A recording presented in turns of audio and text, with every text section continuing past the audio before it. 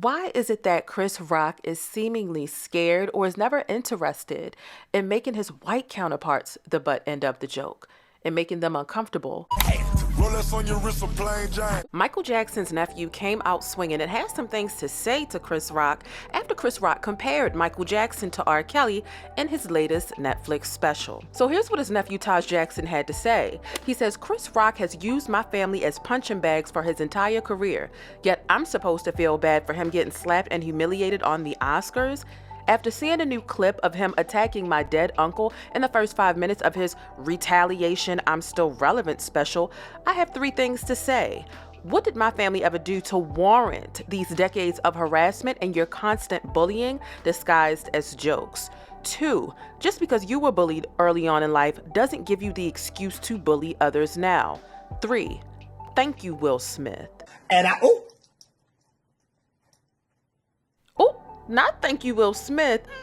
If there's one thing that the Jackson family is good at, is throwing shade, and they have no problem throwing it when they feel slighted. But there's something that Taj said, and that's Tito's son, by the way. There's something that he said within there. He said, "You've used your entire career to use my family as punching bags." And in this video, I'm gonna unpack it really quickly for you. So before we get into that, make sure y'all hit thumbs up and subscribe for more Black news and celebrity entertainment. Now let's get into the syrup and why the Jackson family hates Chris Rock. So let's start in 1998. This is when this photo on the screen was taken, and you can see that Chris Rock and Janet Jackson, if they didn't have a deeply personal friendship, they did have a Hollywood acquaintanceship in which they were mutually beneficial to one another based on their proximity and being seen out with each other and so on and so forth. This is actually Janet Jackson's party to the HBO special, The Velvet Rope, in which she invited him.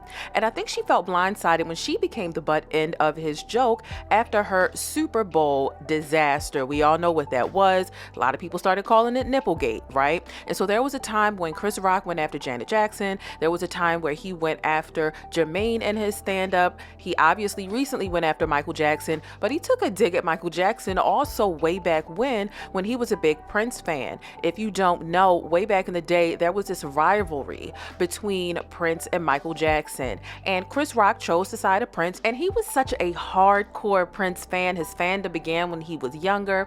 And you can even see these depictions on the show Everybody Hates Chris, when the then child actor was portraying Chris Rock and he was dressing up as Prince, and Chris Rock himself even went on to dress up as Prince quite a few times throughout his career. And typically when he would big up Prince, he would take a jab at Michael Jackson. So I'm going to show you all 3 of these things because it's definitely a pattern, and I can see why the family spokesperson, yes, Taj, Tito's son, is the family's official spokesperson.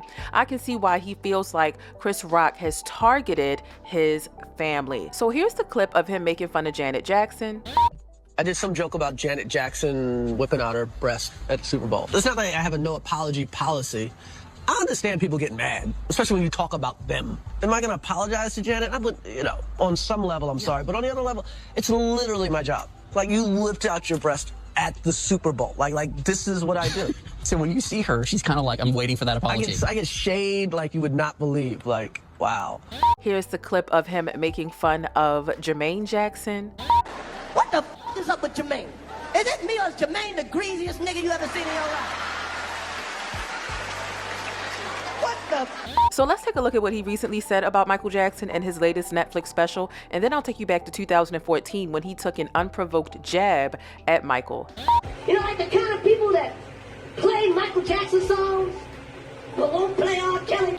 And then we go back to the 2014 jab from Chris Rock at Michael Jackson. Like I said, he took numerous jabs at Michael Jackson, but this is one that was well documented because it was an interview that was actually printed and published in a magazine. And this excerpt here says, and this is from Chris Rock, "There's not a bad record on Purple Rain," he says.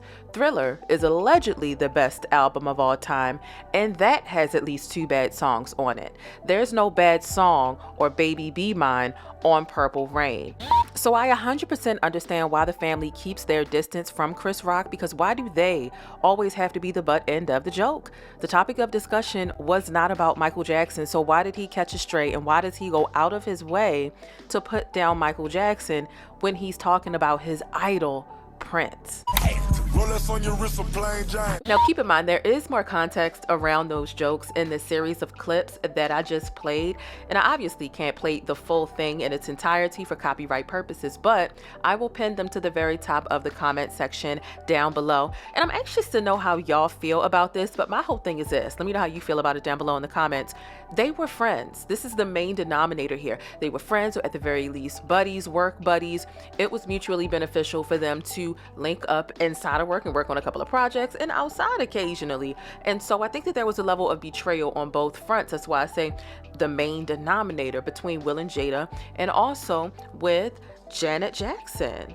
And I think that it started to seem really intentional because he's not an equal opportunity jokester, and when it comes to putting people at the butt end of the joke, because how many times does he make people who ain't black the butt end of his jokes? How many times does that happen?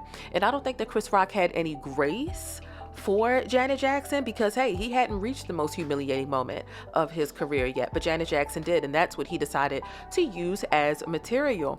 And the difference between, okay, well, he joked about hers, but he's able to get his lick back in a bit of a vulgar, a ruthless, a hardcore way, because that's one of the rights that comedians are granted, right? But I didn't see any of his buddies, number one, making fun of him, right? Regardless of what color his buddies are, we know his demographic and his target audience, right? Right, we know.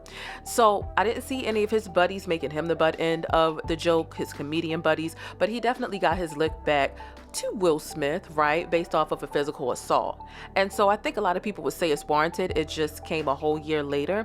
But the difference is with Janet Jackson, okay, she can't get her lick back at Chris Rock for making fun of her and not giving her any grace. Why? She can't be ruthless and vulgar and hardcore to joke about someone's misfortune or even to clap back. Because if she were to, she'd be labeled as a mean, nasty biatch, right? Would she not? And that's even without her being vulgar. That's just what would happen. And it's not even on brand for her to respond, right? And equally so, Will and Jada, they never really had a brand where they responded to them being the butt end of the joke, whether it be about them being swingers, open marriage, whatever the case is. They recently had started the oversharing thing via the Red Table, but they didn't respond to what people had to say. So I think that it did start to seem very intentional at a point. It was also said that Will Smith had asked Chris Rock to stop joking about Jada year after year after year, and he decided not to listen and continue to move forward with it. And it seems that he likes to poke in the same spot over and over and over again in the black community. So as you're typing your comment down below, here's a question that I really want to pass off to you.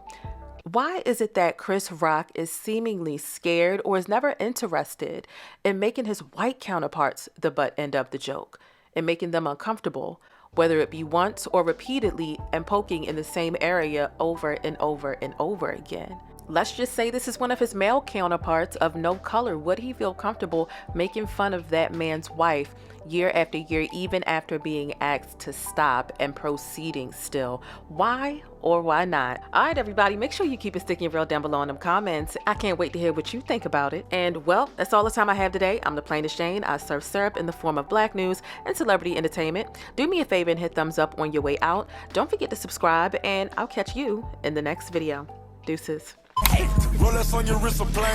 But that's it. If you want to catch more of my commentary on black culture or vital and trending information, be sure to subscribe by hitting that little circle in the middle of the screen, or I'll catch you in one of these rectangles to the right in another video. I'll see you there.